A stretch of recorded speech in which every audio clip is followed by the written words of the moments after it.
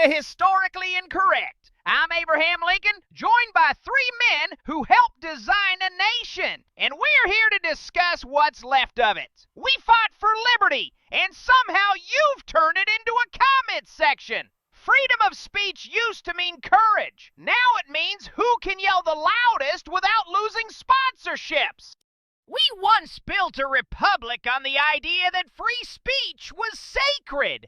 Now it's a marketing slogan. Traded, censored, or hashtag depending on who's offended this week. Oh, please, Abe. Offended is the national pastime now. I've seen less outrage in a mutiny. Everybody's yelling about censorship while censoring each other. It's exhausting. I came back from the afterlife, and the first thing I hear is, "You can't say that." I said, "I'm dead. What do you want from me?"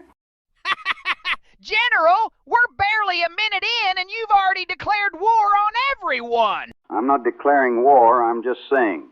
Everyone claims to love liberty, but no one wants to learn how it works. They just want the bumper sticker. If I may, the principle remains. Truth flourishes only when speech is free. But this modern world seems to want freedom only for themselves. Exactly. Everyone wants freedom of speech, but only for their side. It's like listening to a dinner party where everyone's shouting and no one brought dessert. Historically, freedom of speech was meant to protect discourse from power, not amplify foolishness through it.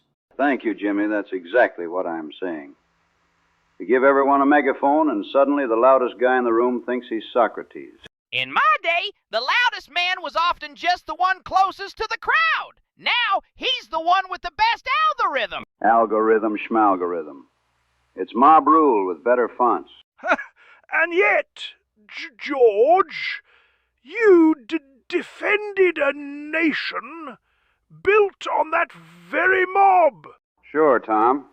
But my mob had uniforms, and discipline, and a cause. Your mob's got matching opinions and ring lights. Gentlemen, perhaps we could return to the premise. Oh, come on, Madison, you love this. You wrote the rule book. I'm just explaining how everyone's breaking it. And that, dear listeners, is why we're here. To figure out how a nation built on speech has somehow talked itself into madness. Madness? Abe, you're being polite. These companies own every word anyone says online. They're like kings, only without the charm. Yes, and worse, they hold the power of thought itself. When a handful of corporations can decide what truth is, and what must be erased, that's not just censorship. It's sovereignty without Aye, that's right. The Constitution was written to split up power, because when you cram too much of it in one place, it rots the heed. What we're seeing now isn't government tyranny, it's private tyranny. Nae answerable to anybody, nae elected, and well out the reach of the law. Yeah, it's monarchy with stock options. They don't need muskets, they've got algorithms. This, gentlemen, is worse than a king.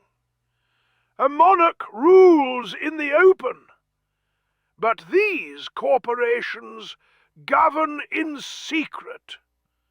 They decide which ideas may survive, which voices may be heard, and then call it safety. Safety. Please. You know what they're protecting? Their image. Liberty's bad for business. In my time, a man risked his reputation to speak. Now, he risks deletion. That's a quiet kind of violence, erasing a man without ever having to refute him. And if the public square is moved online, then those who control the wires now control the republic. They've done with code what no king could do with crowns. Exactly. I spent years trying to keep power divided, and these guys rebuilt it in a boardroom. They took the tyranny we warned about and turned it into a service plan. Aye. Unchecked authority's still tyranny, whether it's wearing a crown or a company logo. The Bill of Rights was meant to keep power in check, but what holds back the folk that own the whole platform itself?